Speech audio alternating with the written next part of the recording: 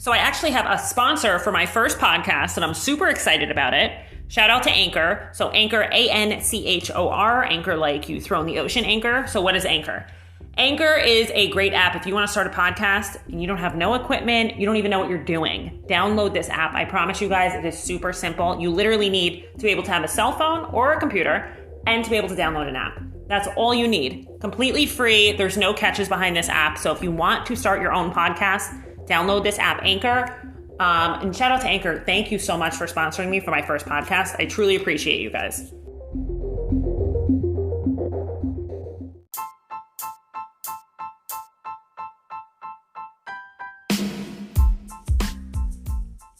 So at this point, you guys should know that I just say whatever's on my mind. And over the weekend, I was talking to somebody about just like working in different industries and the type of whack jobs you deal with. So prior to owning and working in the aesthetics world, I was in finance and I went to school for finance, worked in a few different finance jobs, and I could tell you I absolutely fucking hated it. It was like me working with a bunch of old men most of the time, like 99% of the time, or working with people that are really like they needed help, like they needed to go speak to somebody. So I have a few short stories that will make you crack up. And if you work in the office world or the aesthetics world, I'm going to give you a bunch of different ones. You will relate to these. I don't know if you're going to relate to the extent that I have had to deal with in my day, but you will relate to these.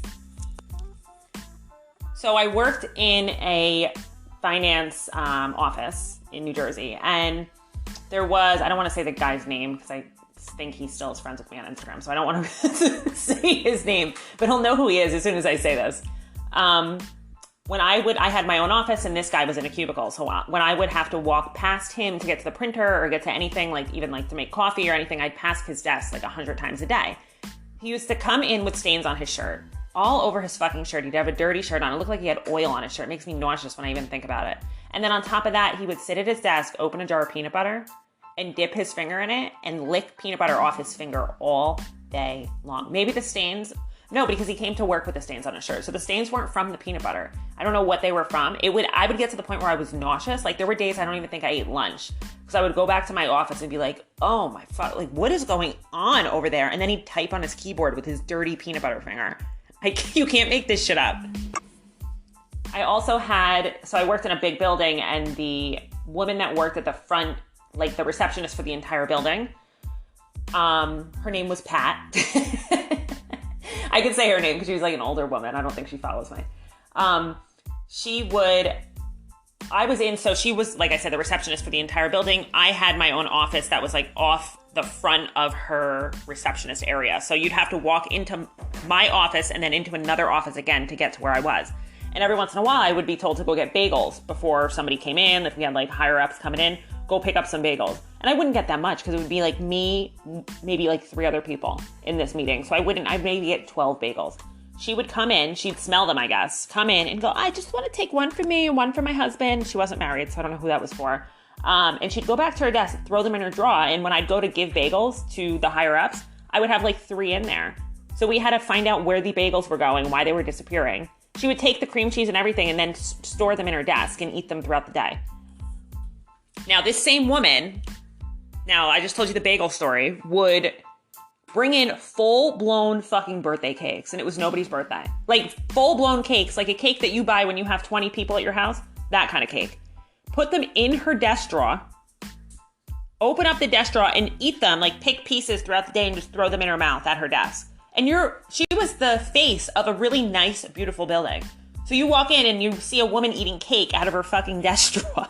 Like, I'm like, oh my God, Pat's eating cake out of the desk again. She can't do this.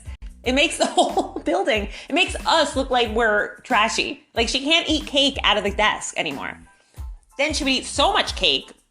Now, if you're eating, you might want to skip through this podcast for this part. She would go into the bathroom and bring a can of Lysol with her or an air freshener and disappear for a half hour, and we would have no receptionist for the entire building. She would just disappear and come back and go, she would announce it. I'm going to bring the Lysol or the air freshener. Somebody watch the desk. I'll be back in a half hour. And she'd disappear in the bathroom. It makes me want to throw up when I talk about it. It is so disgusting. Oh my God. I'm getting flashbacks. Then I worked in another financial office, and I had to say, this was one of the worst jobs I think I've ever had. I was in a cubicle at this point. I was with 3 other girls, 2 of which probably needed to be medicated.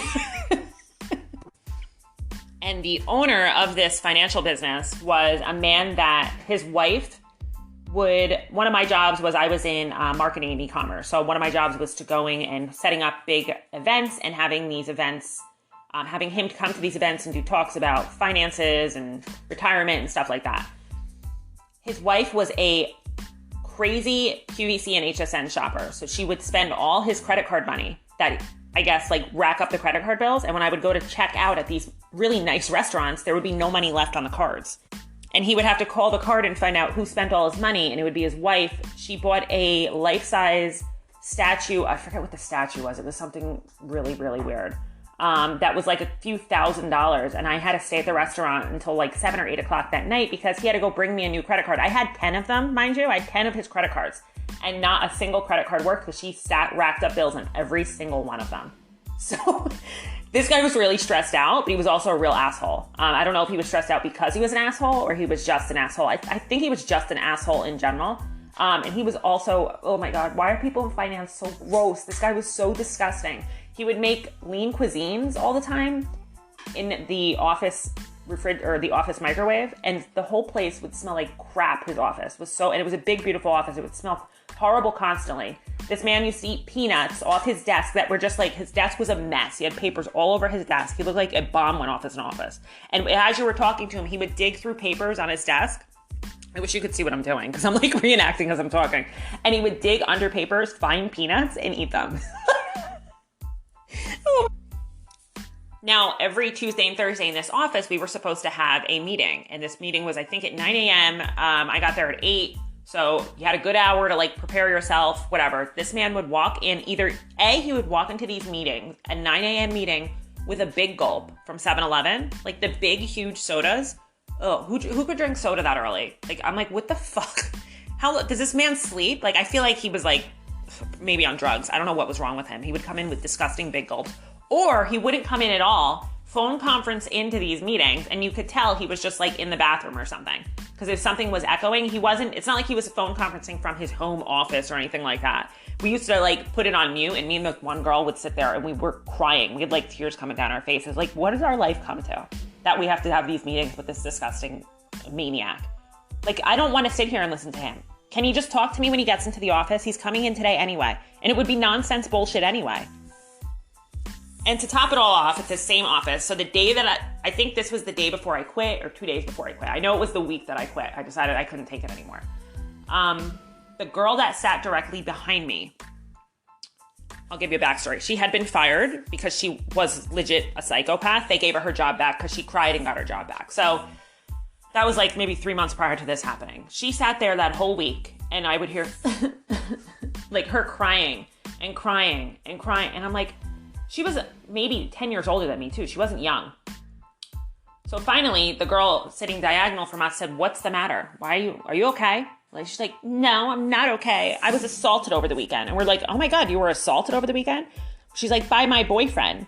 We're "Your boyfriend?" Mind you, her boyfriend lived in Texas and she lived in New Jersey. So we didn't know exactly what that meant. We're "Well, how did he assault you? What, he flew up to Jersey?" She's "No, he assaulted me because he sent me a picture." We're "A picture of what?" She's "A picture of his boner." So she sat there crying for 3 days because her boyfriend of 4 years sent her a dick pic in a text message, and she said that she was assaulted by it.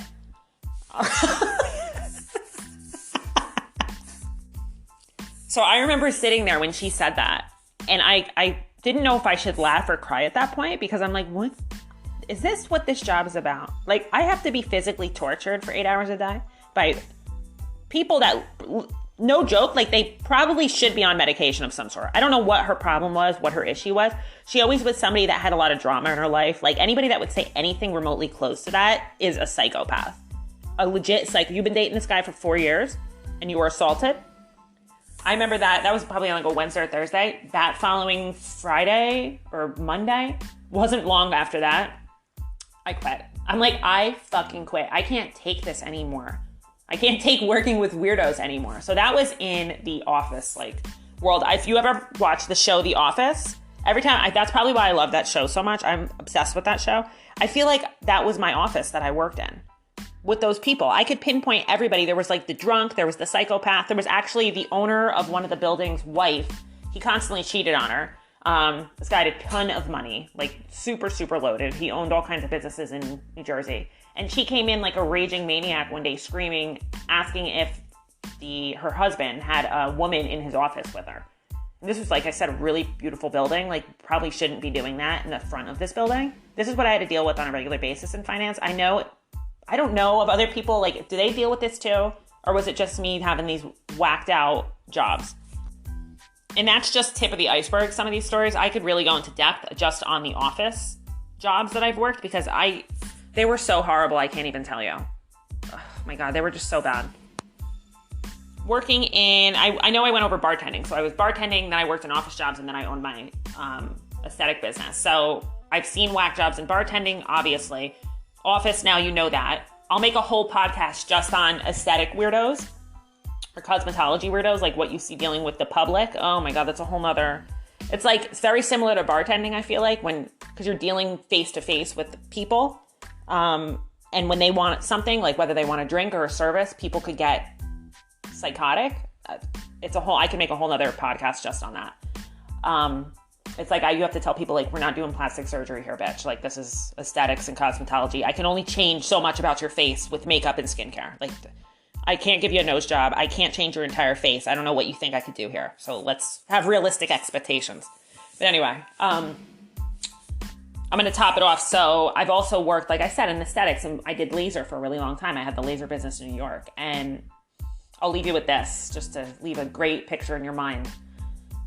A guy came in and he said he was an avid swimmer. And he was really tall and really lanky. This is years ago. This is like 6 years ago, maybe, when I first was in this business. And I'm like, okay, he wanted his legs lasered, which, whatever. Maybe people have said to me that they, like, I'm not a swimmer. I don't fucking know. But people shave their legs for, so you could swim faster. Like, is this man a dolphin? Like, I don't understand why. Whatever, it is what it is. I walked out of the room and walked back in. This man was standing in a sparkling green man thong in the corner of the room, like sparkly, like I had sequins on it. In a high, like those kind of bathing suits, like I have some that are like high-waisted thong. I'm like, oh my God, what is this? I felt like saying, get the fuck out. And I'm going to leave that right there. This is not going to be a super long podcast. Because I talked to somebody over the weekend and we were talking about stories that we've both dealt with. And I might bring this person on for another topic. So just FYI. She's a lot like me. We have the same sense of humor. So I just felt like I wanted to make a podcast about it because I was like crying typing over the weekend and I wanted to just give some of my stories. If you guys have stories, comment them on my Instagram and my Facebook, and I will see you in my next podcast.